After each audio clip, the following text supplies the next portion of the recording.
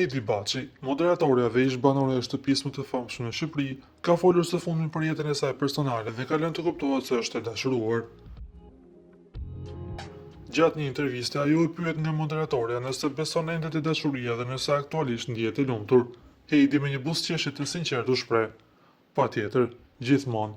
Nëse mund t'ju jap një këshill, mos hiqni dorë nga dashuria. Është gjëja më e bukur." "Po, jam shumë e lumtur", tregoi ajo duke e lënë publikun të kuptojë se zemra e saj ka një vend të zënë.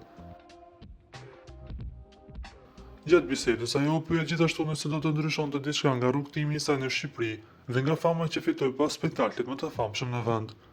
Heidi tregoi se ka mësuar ta pranojë vjetën siç vjen, pa u penduar për asgjë. "Do e lija veten e lirë, nuk do ndryshoj asgjë. Unë punoj fort me jetën time që të mos kem pengje", u shpreh ajo. Deklaratat e saj janë pritur me shumë reagime në rrjet, ku ndjekësit kanë nisur të bëjnë hamendësime për identitetin e partnerit të saj, pasi prej kohësh Heidi ka zgjedhur të mbajë këtë pjesë të jetës larg vëmendjes nga publiku.